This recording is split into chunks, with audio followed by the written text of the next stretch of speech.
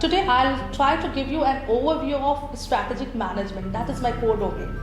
And since this area is very interesting area because whenever you are taking any decision, you are basically taking it in a broad way. And when you are doing a broad planning, that is somewhat is the domain which is connected to strategy.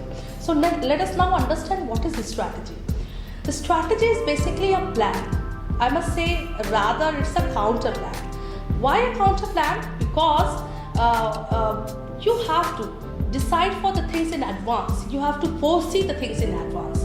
You have to make a decision in advance. The people who do the forecasting very well are sometimes considered to be a better strategic decision.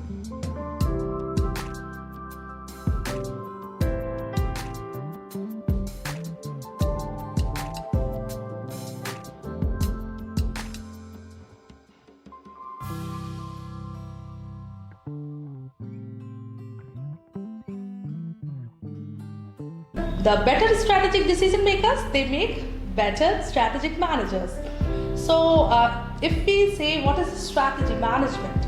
Strategy management is basically the formulation of a strategy, and it's not only the formulation of a strategy, it's also related to the implementation and control of the strategy. Like you have to not only plan you have to not only devise or formulate a strategy properly, but also try to implement it and monitor it in a way that there occurs no discrepancy. Even if any discrepancy occurs, then you have a chance to control it. You can evaluate the options and you can change in the time so that the strategy doesn't go haywire.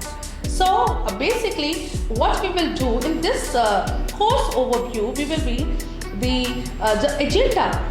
If we talk about the agenda, is basically that you should be well conversed with what is the strategic management, what are the things which a strategy manager is ought to do, and how they do it. Like what is the strategic management process, what is the characteristic, nature and dimensions of strategic management domain, and to be very precise, we will be talking about several models that pertain to strategy. Like you all know the Michael E. Porter, who is considered the protagonist in the field of strategic management. He has given several models apart from various other models like Unsolved, Matrix, BCG models, portfolio management models, so many of them. So bit by bit we will try learning upon and focusing about each of them in this overview of strategic management course. Now I would like to start with strategy and its dimensions. As I said, the nature of a strategy is broad range planning one. You have to be futuristic, it has to be fluid, like you cannot be rigid, you have to be flexible. If you are deciding for something, then you have to be very flexible about it, but not in a way that you cannot change your plan. The beauty of the plan lies in the fact that you are able to change it with the event, with the developments, with the course of events. So you should be able to change your plan and counter plans according to the situations that the situation warrants. Now we will say the strategy is a broad range planning. It mainly pertains to 10 to 20 years of process. Like for example, in a company, what does a strategy manager do? Strategy manager is basically the top level management personnel in any company who takes up the onus of planning. The planning process, entire planning process is shouldered about by that person. Now what the strategic manager does is he whenever for example, in any company, the founder, the co-founder, the CEO, CXO, like Chief Executive Officer, CFO, Chief Financial Officer, or Chief Marketing Officer, or Chief Technology Officer. Domain can be any, department can be any, but all these chief people and plus the board of directors, they all constitute the part of top level managers or top level management of any company. Now what they do is they decide for the future direction of the organization, like what their company or their organization stands for, what is its core vision and mission. why they want to do this business, whichever they have opted for, and how they are going to serve their clientele, like what products and services they are going to offer. So basically, when they are deciding about all these things, they are doing a strategic planning. And strategic planning basically starts with the process of strategic management. Strategic management process consists of three things. One is strategy formulation, another is strategy implementation, and third one is strategy evaluation and control. Now, when we are doing strategy formulation, the step one is do the environmental scan. There are several techniques of doing an environmental scanning. Environment is always two-faceted. It is internal environment as well as external environment. What is the internal environment? Internal environment is basically the environment that pertains to the inside of the company. That is called the task environment of the company itself. It constitutes of its people, like its employees, its various stakeholders, its vendors, suppliers, everyone which is directly involved with the business of the organization. External environment is people at large, like government bodies, legal bodies, public, consumers, and other stakeholders to which the company interacts indirectly. So, external and internal environment has to be taken care of by the way of various models of environmental scanning. Like there is a one model that is called ETOP. What is ETOP? ETOP is basically the environment threats and opportunity profiling, as the name suggests. ETOP stands for environmental threats and opportunities profiling. Now, there is another method called QUEST. What is QUEST? QUEST is Quick Environmental Scanning Technique. Another model is called SWOT. Many of you must be aware of SWOT analysis. SWOT stands for Strength, Weaknesses, Opportunities and Threats. As I said, strength or weaknesses are basically internal to the organization, while opportunities and threats are external to the organization. These factors are all determinants of the environment and are related to environmental scanning technique.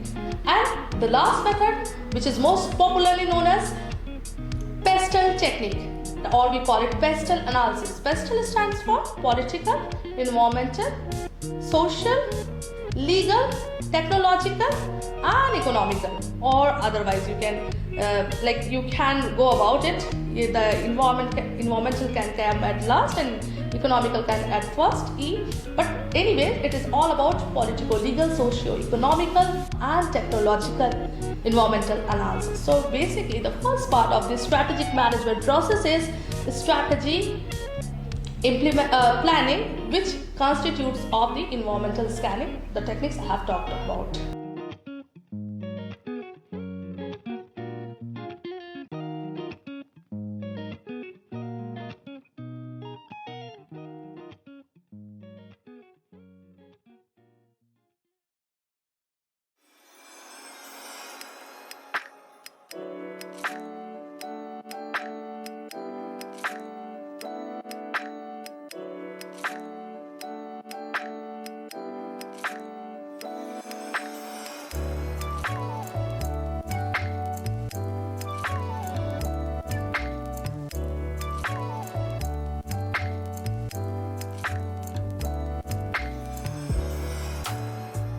The next step we were talking about is related to strategy implementation. Now there are various methods of doing strategy implementation thing, but then we have to learn about certain concepts first. Like in strategic management area, very much talked about concepts are synergy, core competency, core capability and corporate legitimacy. So one needs to know what is the difference between all these concepts. Any idea from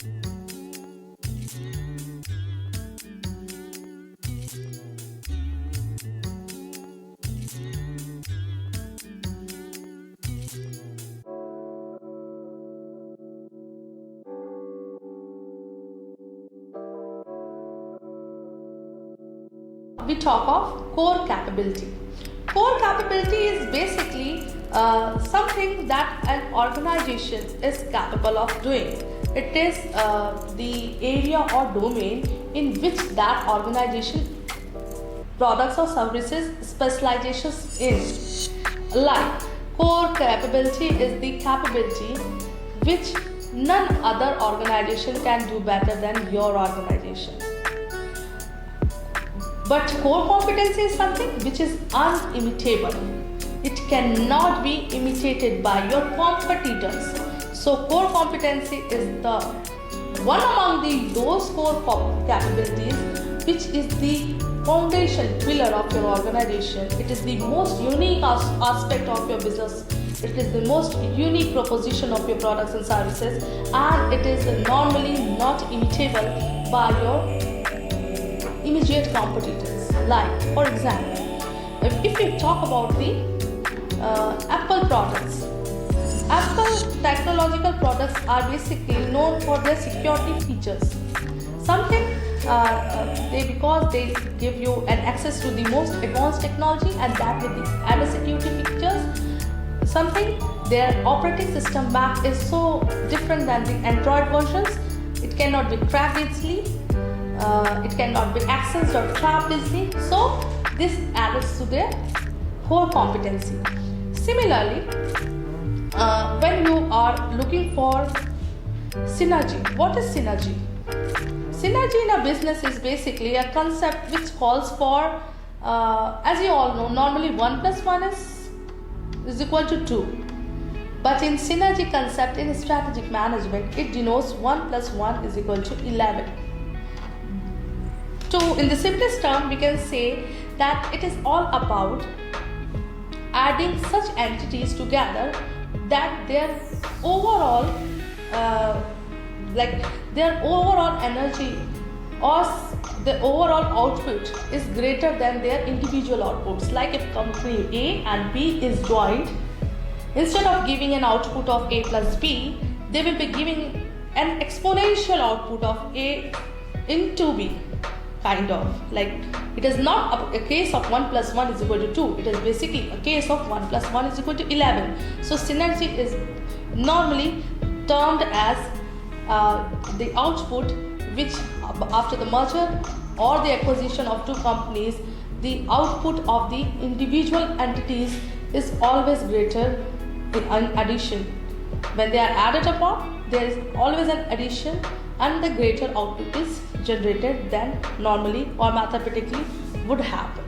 So how do companies do synergy or how to create synergy? They do it by the way of joint ventures, strategic alliances, mergers and acquisitions. Mergers and acquisitions are the most fundamental and most popular methods of creating synergy in the organizations. Synergy can be created at departmental levels also, like function department levels, or they can that can be created at the overall organizational level if when two companies like company A or B get merged, or company A acquires company B. There are several examples to it. I will come to it later. Anyways, next concept.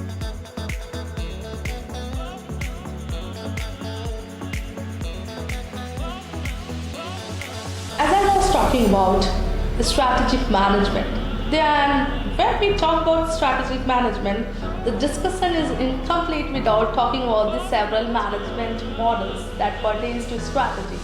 Like there is McKinsey 7S model. What is McKinsey 7S model? It basically talks about two things: soft and hard skills. Each organization has got certain soft skills and certain hard skills. There are several factors to it, but 7 factors are majorly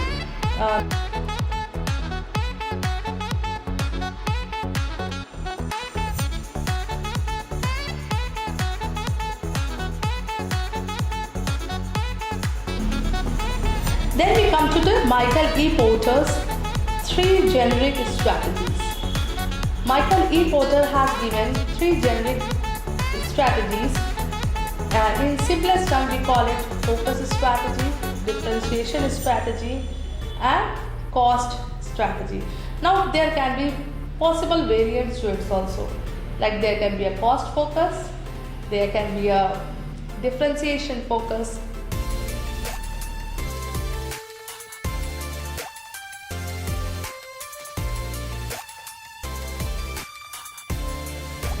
But when we talk of three generative strategies, that is namely focus, cost and differentiation. Like, for example, any organization should be able to do anything in the most cost effective manner, or to say in the least possible cost.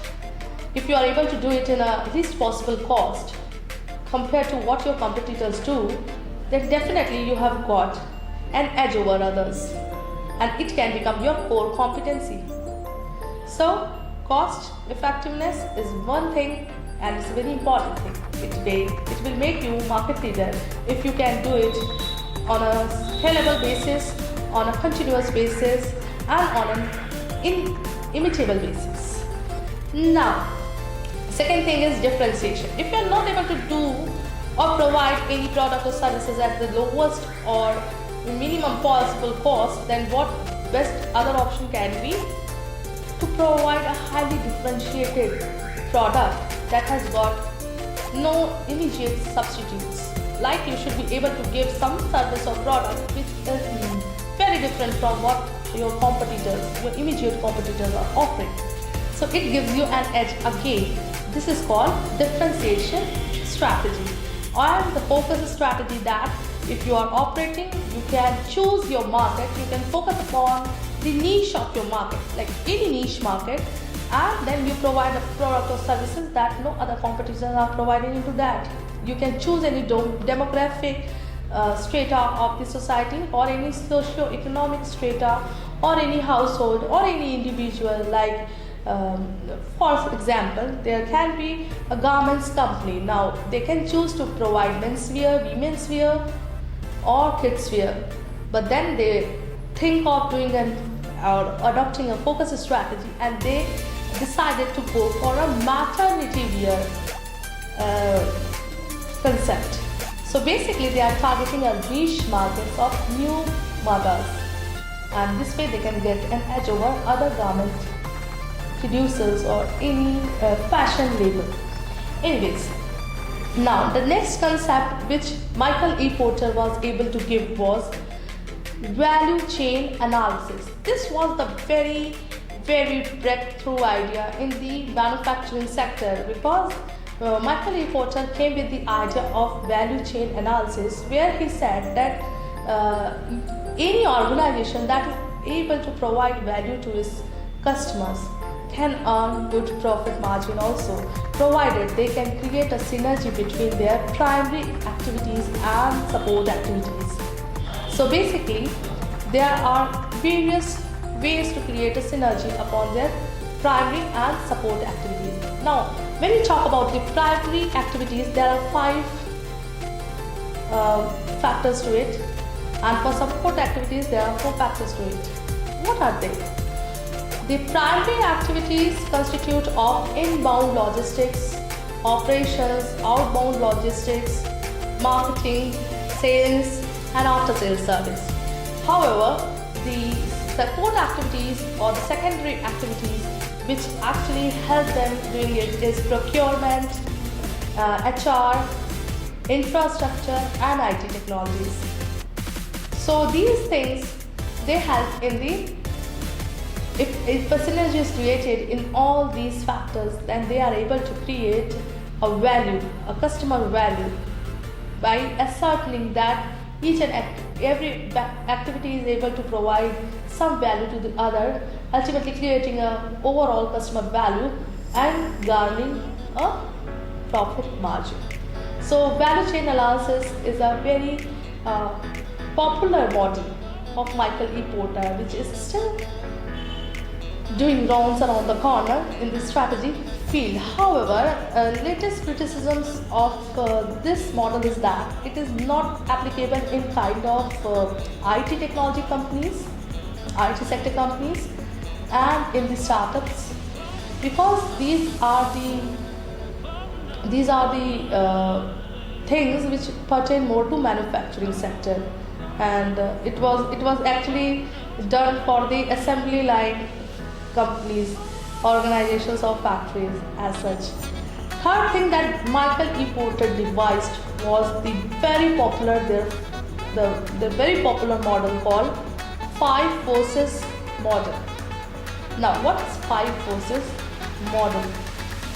Well, the Michael E. Porter was able to suggest that before entering any industry, any company or any strategic manager can evaluate whether they are going to run business successfully or not. They will be able to do it in a best way or not by taking into criteria five things. So what are the five things of Michael E. Porter's five forces model?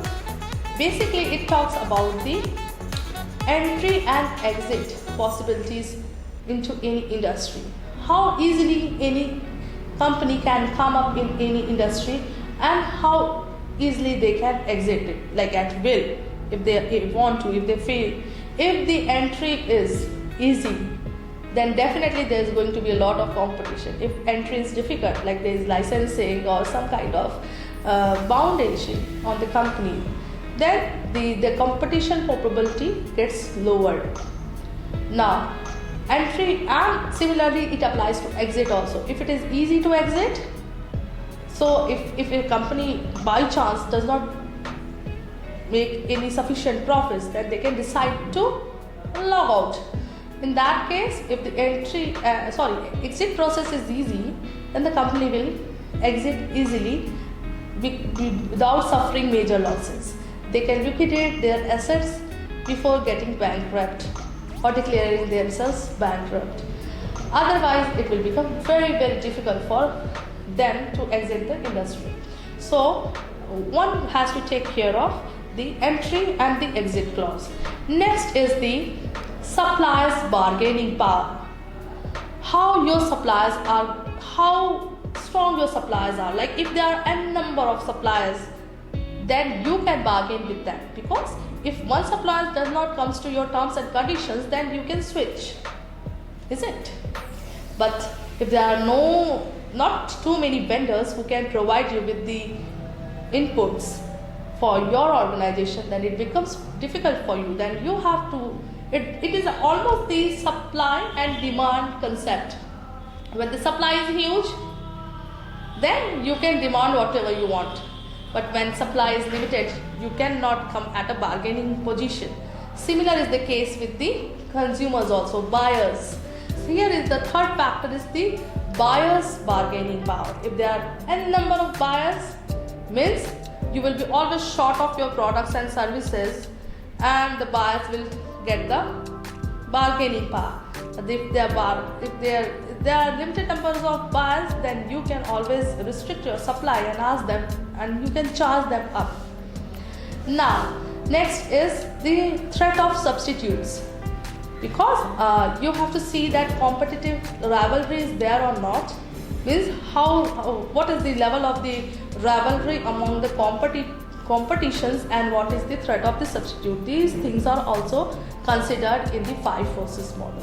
So any company who is coming into the picture, who is setting up their business in any industry, should evaluate their business operations on these five parameters that Michael E. Porter suggested.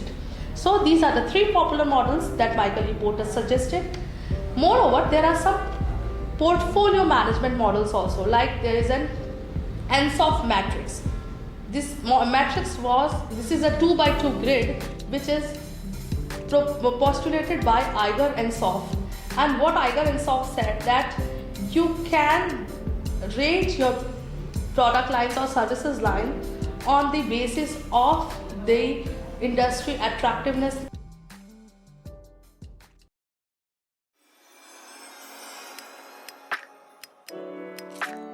But it's a 3x3 grid model.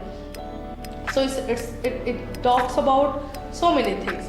One model is also there, which is very important, which tells you about the strategy to be undertaking, like whether your product is doing well or not. In that terms, you can devise a strategy. If your product is a cash cow, then you can sustain that product, you can sustain the profits, you can reap the benefits.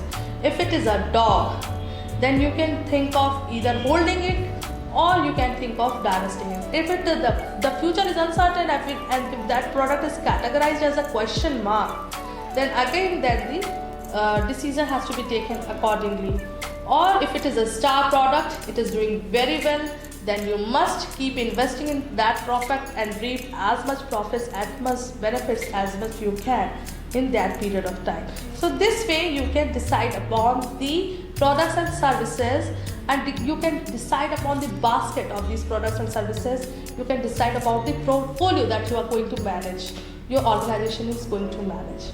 Here we have left one thing which I have to discuss is that when you are devising a strategy, basically you are doing it on 3 levels. One is corporate strategy level first, and second level, that the mid level, is called SBU level, or it is called strategic business unit level, and the last one is called functional level or departmental level strategies.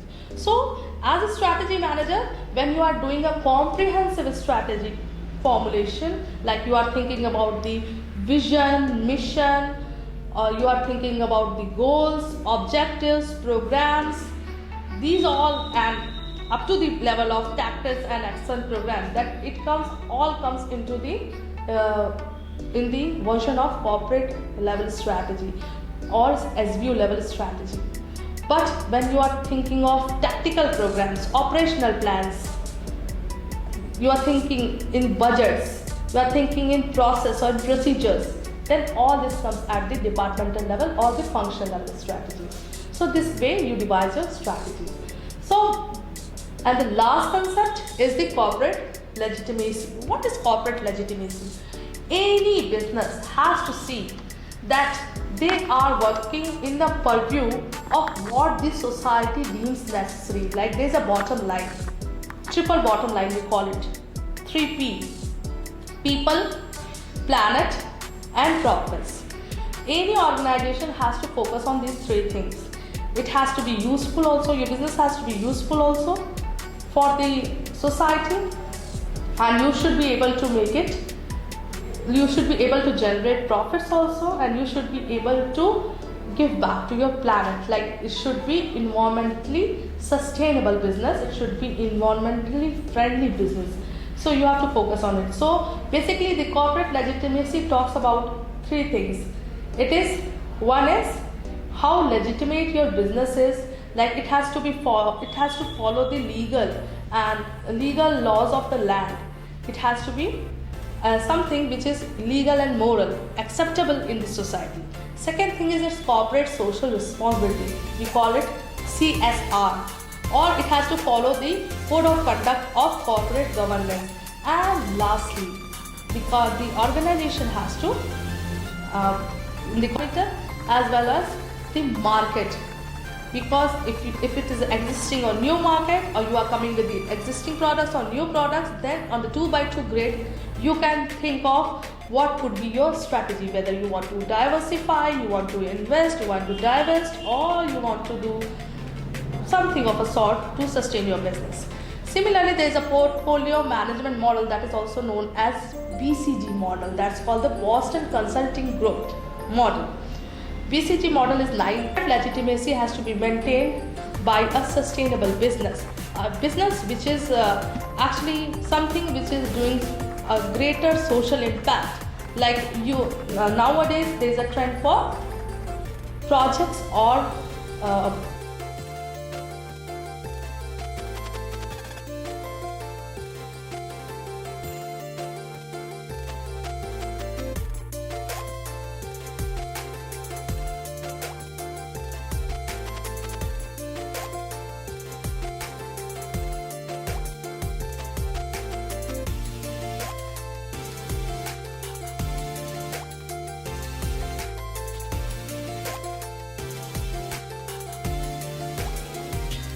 create some social impact, or they are able to do, the entrepreneurs are coming with the concept of social entrepreneurship, like they are able to do something good to their society, they are coming back to it. So basically they are following a good corporate governance ethics and codes of conduct.